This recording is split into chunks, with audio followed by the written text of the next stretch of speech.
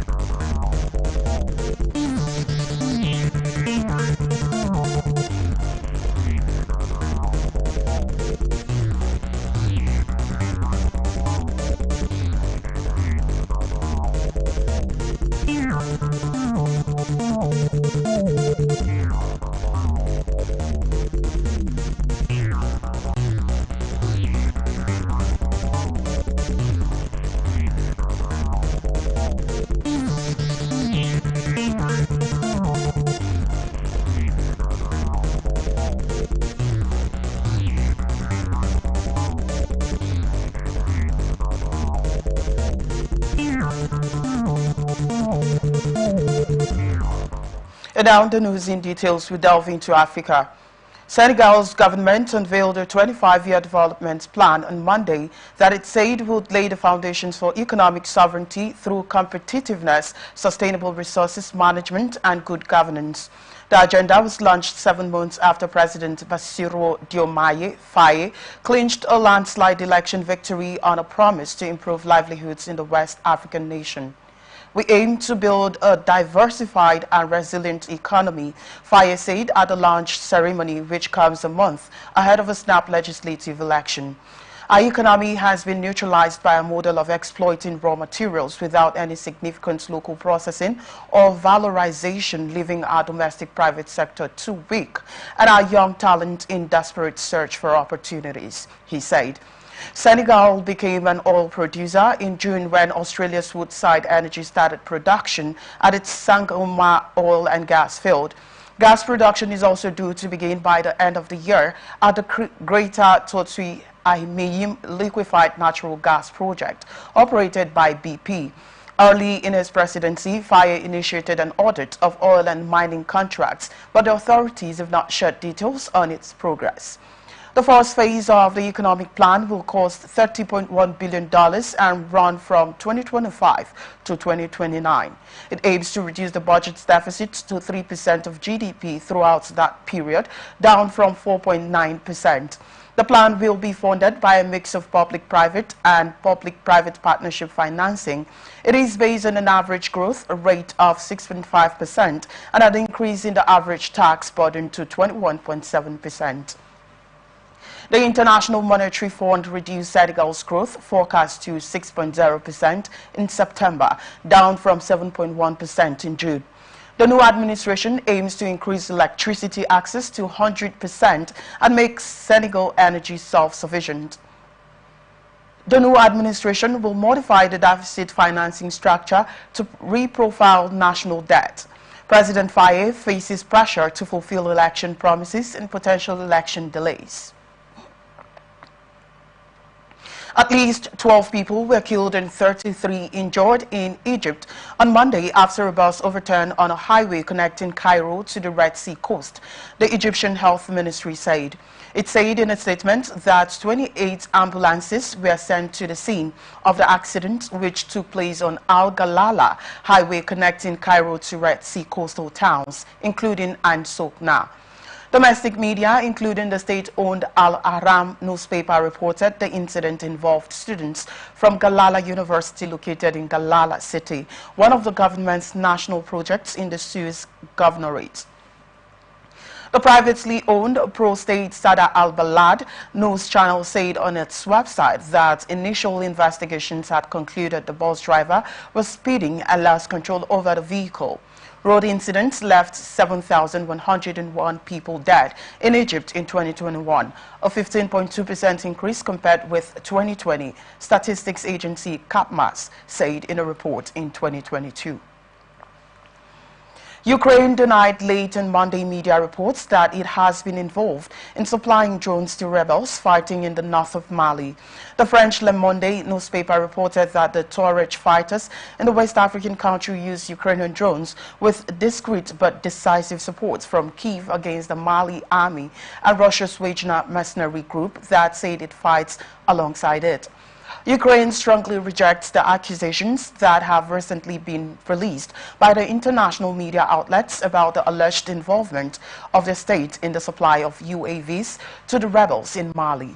Ukraine's foreign ministry said in a statement referring to unmanned aerial vehicles, Mali, where military authorities seized power in coups in 2020 and 2021, is battling a years-long Islamist insurgency with heavy fighting against Tuareg rebels ongoing near Mali's border with Algeria. In August, Mali cut diplomatic ties with Ukraine over Kyiv's comment that the rebels got all necessary information to conduct attacks that reportedly killed scores of Malian soldiers and Wagner fighters in the north. Russia, which in recent years has intensified efforts to gain influence in Africa, including Mali, has accused Ukraine of opening a second front against Russia by supporting fighters in Moscow-friendly African states. Moscow has been waging a devastating war against Ukraine since February 2022, which has killed thousands of people, the vast majority of them Ukrainians.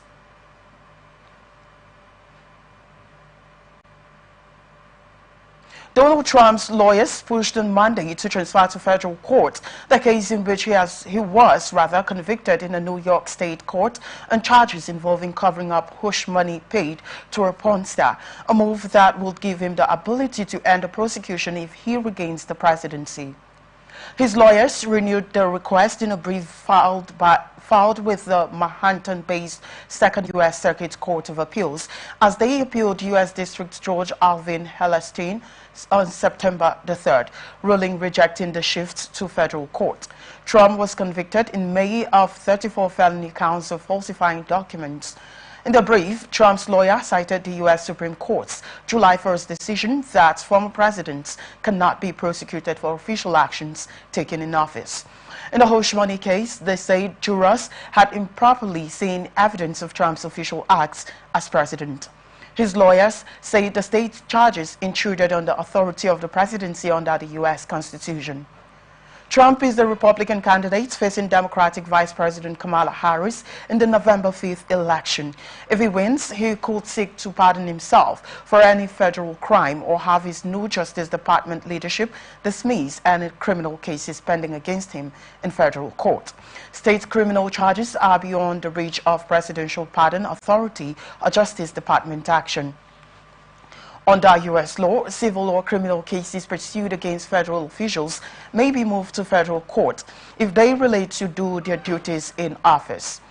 Trump was convicted by a jury in May for falsifying business records to cover up a payment of $130,000 made by his former lawyer, Michael Cohen, to adult film actress Stormy Daniels for her silence before the 2016 election about a sexual encounter she has said she had with Trump a decade earlier.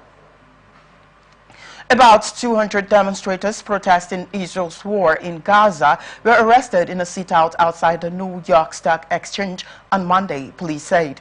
The protesters chanted, "Let Gaza live," and "Up with the liberation, down with the occupation," in front of the Stock Exchange's landmark building in Lower Manhattan.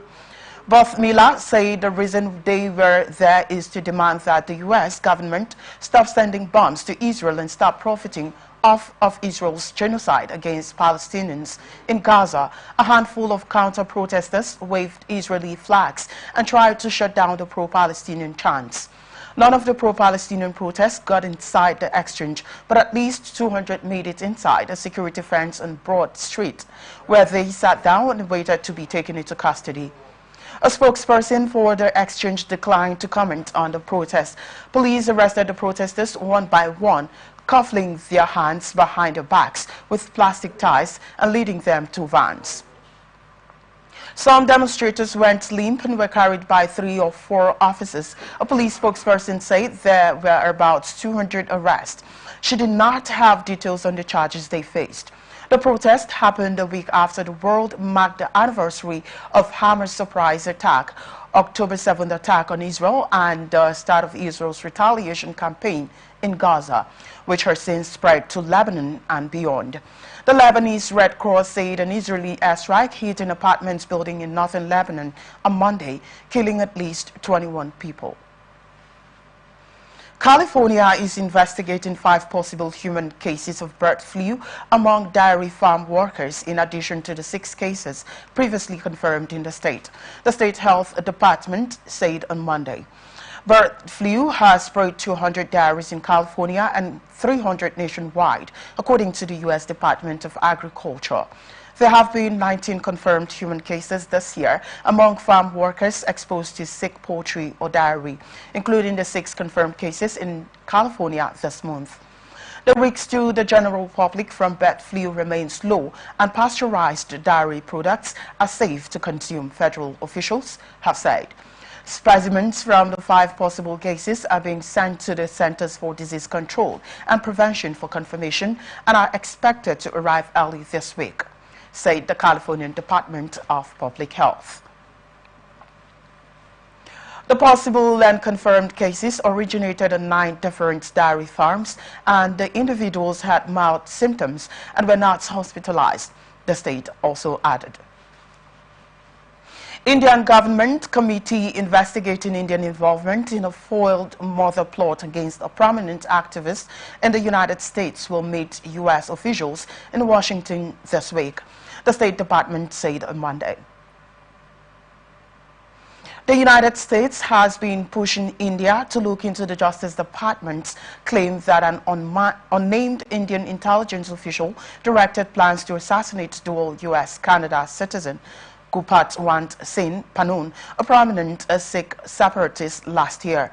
In an unusual statement on another country's investigation, the State Department said on Monday that an India inquiry committee is actively investigating the individual and that India had informed the U.S. it was looking into it to other linkages of the former government employee.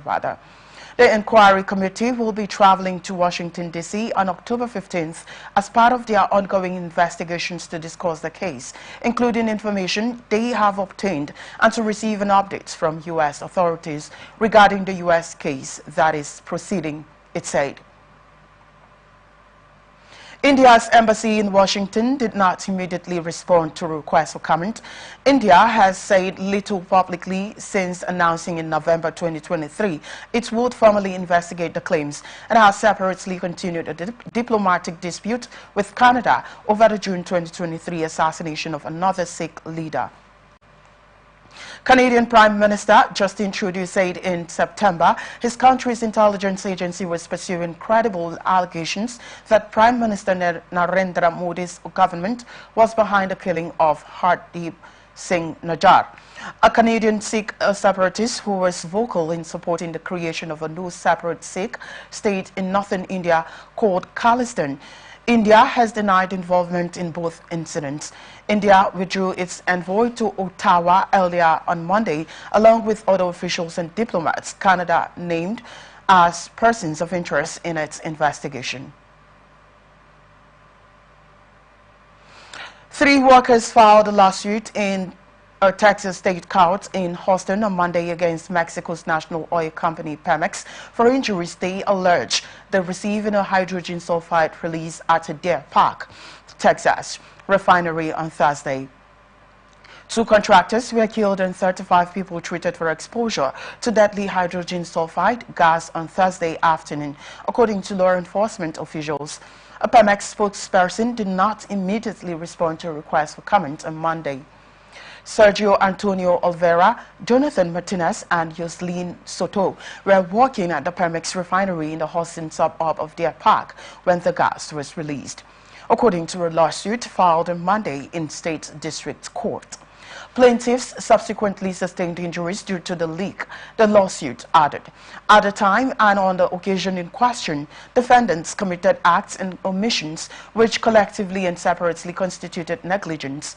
The plaintiffs seek damages in excess of $1 million, according to the lawsuit. The suit was filed in the Harris County District Court in Houston by Attorney Mohammed Aziz. Geoffrey Atkinson, a spokesperson for Aziz's law firm, said one of the plaintiffs remains bedridden and all 3 have experienced vomiting and respiratory symptoms. In a statement on Monday, Pemex said the gas release came while maintenance was being performed on an amine regeneration unit at the refinery. The gas release was stopped within 3 hours. Hydrogen sulfide gas produced in crude oil refining. It can cause death if a heavy concentration is inhaled.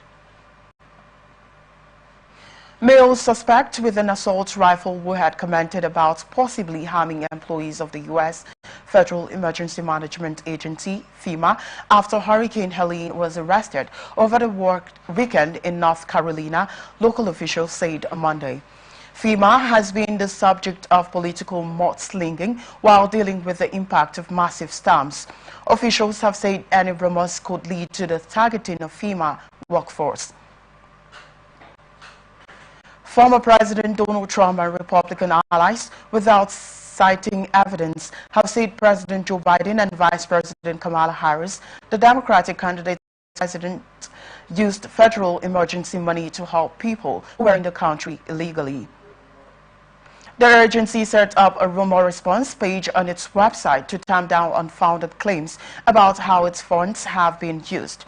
The Rutherford County Sheriff's Office received a call on Saturday saying that a white male had an assault rifle and made the comment about possibly harming FEMA employees working after the disaster of Hurricane Helene in the Lake Leo and Chimney Rock area. The Sheriff's Office said Monday. Officials went to the location and arrested the suspect, identified as 44-year-old William Jacob Parsons, who was armed with a handgun and rifle. He was charged with going armed to the terror of the public, the sheriff's office added. Parsons, who could not immediately be contacted, paid $10,000 secured bond on the misdemeanor charge and was released. Rutherford County is located southeast of Asheville in North Carolina, which was hit by Hurricane Helene that killed more than 200 people in 6 states, nearly half of the victims in North Carolina alone. Democratic presidential candidate Kamala Harris on Monday slammed Donald Trump for his ominous comments about the enemy within the United States and threats to deploy the military domestically in a renewed effort to paint her Republican opponent as a threat to democracy. In a rare move at her own campaign rally in the political swing state Pennsylvania, the U.S. Vice President showed a glimpse of Trump, the former president telling his supporters those people are more dangerous, the enemy from within, than Russia. Harris, 59 years old, criticizes Donald Trump for his meandering tangents and focus on fictional characters, stating that a second term would be a dangerous risk for America. Trump believes those who disagree with him are the enemy, making him more dangerous than a foreign adversary. Trump suggested military deployment against citizens on Election Day, referring to the enemy from within as the bigger problem. He stated that the National Guard or military could handle the situation if necessary. Trump cannot give orders on election day due to his non-presidential status. Harris' trip to Pennsylvania is her 10th to the battleground state. Harris unveiled new policy proposals aimed at black men, including forgivable small businesses loans and access to a new legal recreational marijuana industry. The campaign and Democrats are concerned about sleeping support for black voters and whether they will support Harris or Trump. The proposals include 1 million loans for entrepreneurs in undeserved communities, legalizing recreational marijuana, and boosting access to the cryptocurrency industry. If elected, Harris would be the second black president, first black woman, and first persons of South Asian descent in the office. Sean Diddy Combs was confronted with 6 new sexual abuse lawsuits on Monday, including one accusing the rap mogul of assaulting a minor. The civil lawsuits were filed a month after Combs was criminally charged for what prosecutors described as a long-running scheme for sex trafficking and racketeering. Combs has denied wrongdoing in other civil cases against him and pleaded not guilty in his criminal case. In court, the truth will prevail that Mr. Combs has never sexually assaulted anyone, adult or minor, man or woman, Combs' lawyers said in a statement on Monday. The lawsuits were filed in New York federal court by anonymous plaintiffs, including one man who accuses Combs of assaulting him when he was a minor. For decades, St. Combs abused, molested, raped, assaulted, threatened and coerced women, men and minors for sexual gratification to assert dominance and to conceal his abhorrent conduct, said one of the lawsuits filed by a John Doe plaintiff. The plaintiff alleged that during a party at Combs' Hamptons mansion in 1998, the rapper directed him to drop his pants and then folded his genitals. He said he was 16 years old at the time. Combs was arrested in September and charged with 3 felony counts for racketeering, conspiracy, sex trafficking, and transportation to engage in prostitution. He pleaded not guilty on September 17th. A judge denied Combs' request for bail on October 10 and set a trial date for May 5th, 2025. The lawsuits on Monday were filed by Houston-based lawyer Tony Busby, who has said he is representing 120 people who accuse Combs of abuse. Lawmakers in Mexico's lower house of Congress voted overwhelmingly on Monday in favor of legislation that will implement a controversial judicial overhaul, moving the country to a system of elected judges over the next 3 years. The so-called secondary legislation passed the Chamber of Deputies in a vote of 336 lawmakers in favor and 123 against, powered by the large majority wielded by the ruling Morena party of President Claudia Sheinbaum. This marks the end of corruption, said Morena lawmaker Maria Rosette, shortly after the vote count was announced. Last week, Mexico's Senate passed the regulations that will spell out how the overhaul will be carried out. The sweeping judicial reform was voted into the country's constitution in September, marking a historic shake-up for the country's courts at every level, including the Supreme Court, which will be disbanded and replaced next year. The overhaul ushers in a high-stakes experiment that will, for the first time, require voters to elect all judges in elections in June 2025, and in 2027, a move that critics say will end the judiciary's political independence. The reform was backed by Sheinbaum, who took office 2 weeks ago, but was originally championed by leftist former President Andrés Manuel López Obrador. You're watching the international news on Atlantic Television Network. Still ahead, Britain's security dialogue with Georgia freezes. We'll be back after this break to stay with us.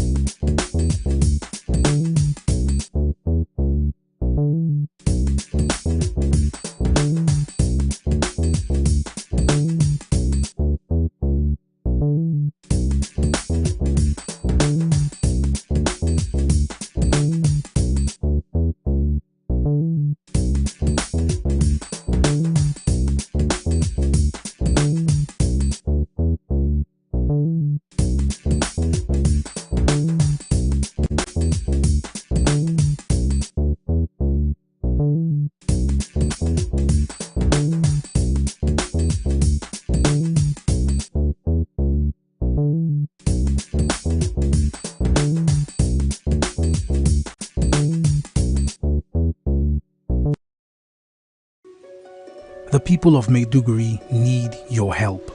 A catastrophic flood has engulfed the city, leaving over 1 million residents stranded and fighting for survival.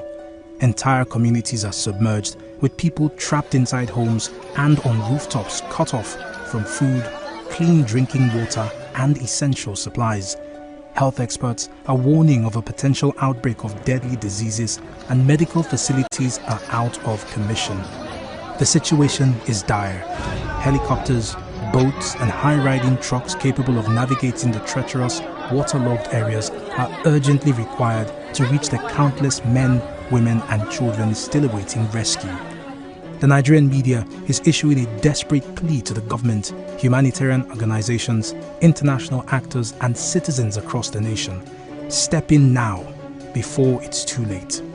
For more information on how you can help, contact Professor Usman A. Tar, the Honorable Commissioner for Information and Internal Security, Borno State, on 0809-233-3955. Every second counts. This is powered by Atlantic Television Network.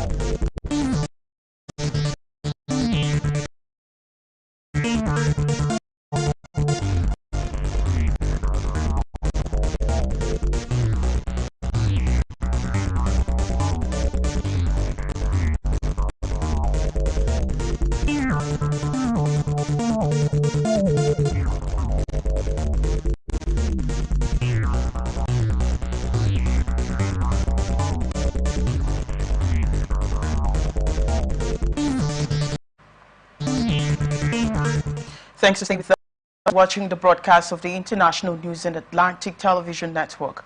We are open for advert placements, bookings and commercials.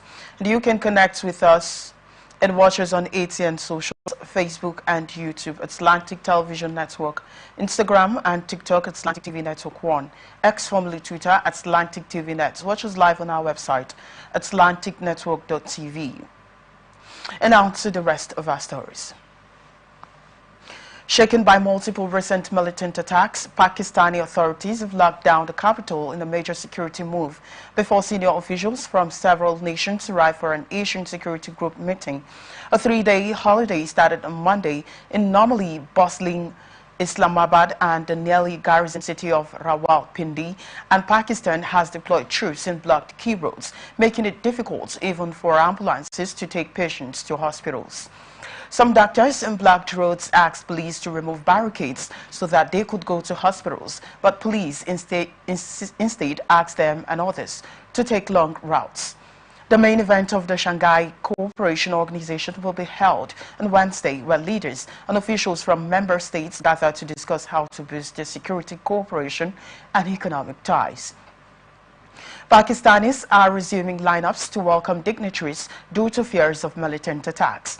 The priority is a peaceful Asian security grouping meeting to discuss Central Asia and the region.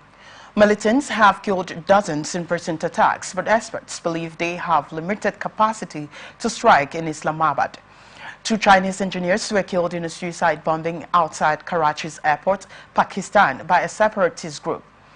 The engineers were working on a power project under the China-Pakistan Economic Corridor.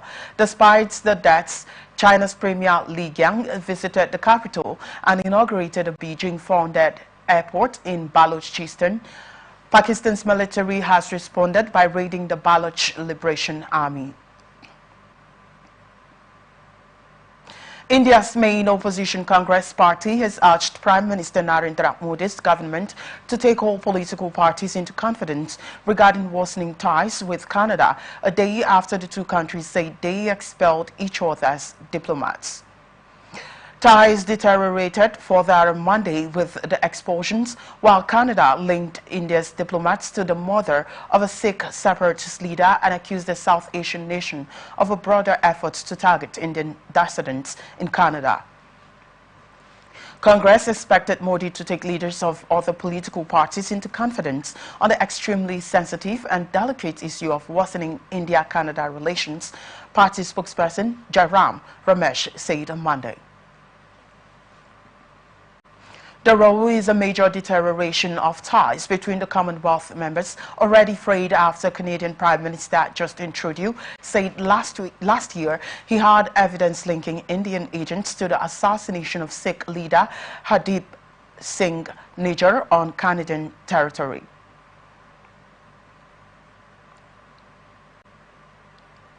Trudeau said his government had clear and compelling evidence that agents of the government of India have engaged in and continue to engage in activities that pose a significant threat to public safety. India has long denied Trudeau's accusations. On Monday, it dismissed Canada's move and accused Trudeau of pursuing a political agenda. Canada had briefed New Zealand on the criminal investigations into violence against members of its South Asian community. Winston Peters, the foreign minister of the latter, said on Tuesday. The alleged criminal conduct outlined publicly by Canadian law enforcement authorities, if proven, would be very concerning, Peters said in a post on X. Russia's spokesperson for Iran's foreign ministry, Esmail Begai, said in a post on X on Tuesday, the European Union agreed on Monday to impose sanctions on 7 people and 7 organizations, including airline Iran Air, for their links to Iranian transfers of ballistic missiles to Russia. The listing also includes Sahar Airlines and Mahan Air and Iran's Deputy Defense Minister Sayed Hamas Galandari. At the same time, Britain added 9 new designations under its Iran sanctions regime. Last month, the United States, citing intelligence it said had been shared with allies, said Russia had received ballistic missiles from Iran for its war in Ukraine. Iran's foreign ministry spokesperson denied on Tuesday his country provided ballistic missiles to Russia. Some European countries and the UK have unfortunately claimed without evidence that Iran has militarily intervened in his conflict, which is totally refuted, Bengay said, referring to the Russia-Ukraine war. Bengay condemned the fresh sanctions, saying that imposing new sanctions by the European Union and the UK on Iranian individuals and entities goes against international law. Also facing sanctions under the EU move are prominent officials from the Islamic Revolutionary Guard and the managing directors of Iran Aircraft Manufacturing Industries and Aerospace Industries Organization. The sanctions include an asset freeze and a travel ban to the European Union. Malaysia will likely introduce further subsidy cuts and new taxes as part of its budget for next year, analysts and economists said, as it looks to strengthen its fiscal position amid expectations of falling government revenue. Prime Minister Anwar Ibrahim is set to announce the government's spending plan for 2025 in Parliament on Friday, aiming to balance fiscal consolidation and economic while alleviating rising living costs. It's likely to announce steps to implement a tax on high-value goods first mooted in the previous budget, as well as the tax on sugar-sweetened beverages, analysts and economists said. But the government is unlikely to revive a broad-based goods and services tax, they said, brushing off calls to do so to beef up revenue in anticipation for lower dividends from national energy firm Petroleum. National Berhad or business contributions are a significant revenue for the federal government, its sole shareholder, but declining crude oil price could squeeze the company's petroleum-related income this year. The government is also likely to revise its economic growth projection to 4.5% to 5.1% for 2024 from the previous range of 4% to 5%, said Modfan Zinazim, who expects the economy to grow 5% in 2025.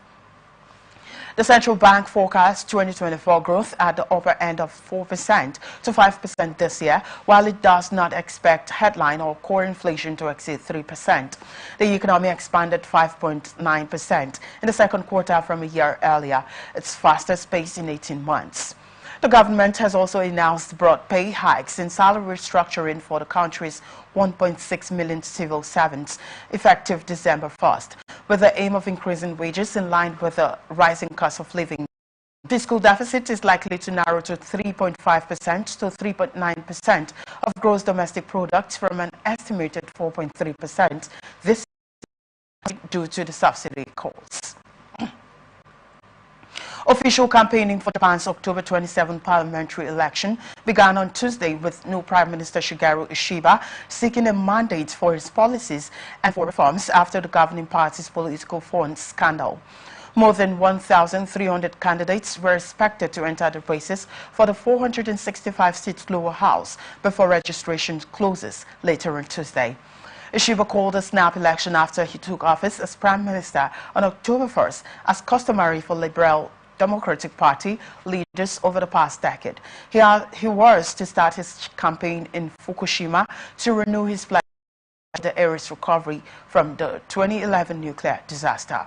With the early election, Ishiba is seeking to secure a majority in the lower house, the more powerful of Japan's two parliamentary chambers, before the congratulatory mood fades.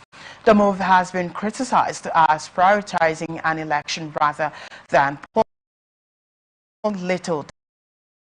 A majority for the ruling coalition would be 233 seats between his LDP and his junior coalition partner, Komeito.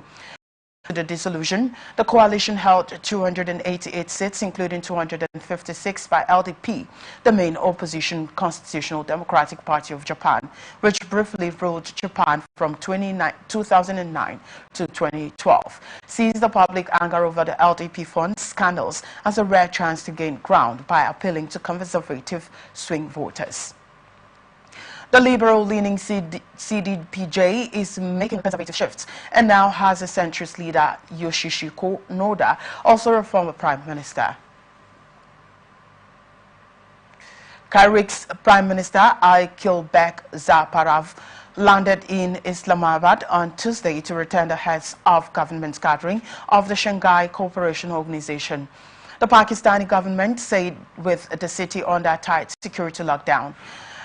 Of the SCO, a Eurasian security and a political group formed in 2001 by Russia and China, is the highest profile event hosted by the troubled South Asian nation in years. Chinese Premier Li Yang is already in Pakistan, while 7 more prime ministers of other member and observer states, including Russian Premier Mikhail Mishustin, will also be participating in person. The event has garnered more attention with India, Pakistan's neighbor and arch-rival, sending External Affairs Ministers Subramanyam Jaishankar, the first Indian foreign minister to visit Pakistan in nearly a decade, as relations remain frosty between the two nuclear powers. While the main SCO meeting will take place on Wednesday, Pakistan Prime Minister Shehbaz Sharif is expected to host a welcome dinner for delegates on Tuesday. Pakistan's Said Sharif will also hold bilateral meetings on the sidelines. The SCO meeting will discuss ongoing cooperation in the fields of economy and trade. Pakistan's Foreign Office said observers believe the bloc seeks to counter Western influence in the region. Pakistan's government has announced a 3-day public holiday in Islamabad with schools and businesses shut. A large contingent of police and paramilitary forces deployed. Pakistani army troops will be responsible for the security of the capital's red zone, the location of the parliament and a diplomatic enclave, and where most of the SCO meetings will take place, according to the Interior Ministry.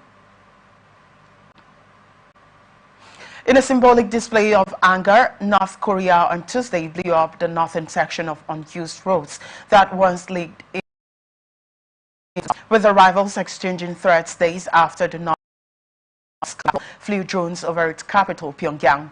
The roads choreographed and demolition underlines North Korea's growing anger against South Korea's conservative government. North Korea leader Kim Jong-un has vowed to sever relations with South Korea and abandon the goal of achieving peaceful Korean unification. Australia has warned its citizens not to travel to Israel and urged Australians there to leave the country while commercial flights remained available, citing the conflict between Israel and the Lebanon-based militant group Hezbollah. The Australian government has serious concerns the security situation in Israel and the occupied Palestinian territories could deteriorate. Foreign Minister Penny Wong said in a post on X late on Monday. There continues to be a high threat of military and terrorist attacks against Israel and Israeli interests across the region.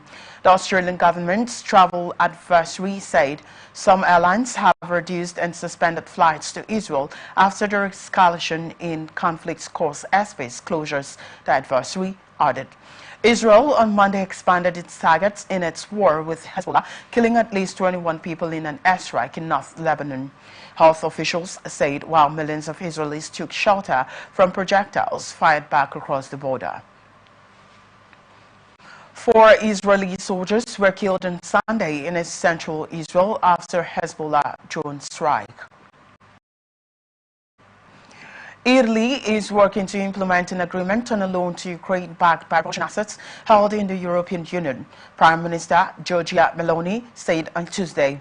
In June, the G7 agreed during their in southern Italy to provide Ukraine with loans, which will be underpinned by interest accrued from the blocked Russian funds.